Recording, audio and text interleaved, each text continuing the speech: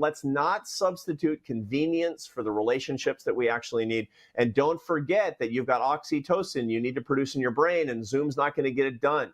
It just isn't. We need eye contact in real life and touch.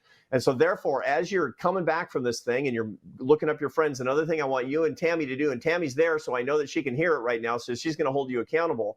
When you're talking, no ships passing in the night, you need eye contact when you're talking to Tammy.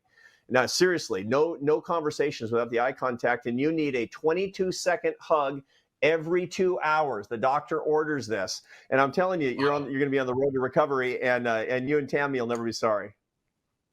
Awesome, thank you. Every 2 hours. Wow, that's a prescription.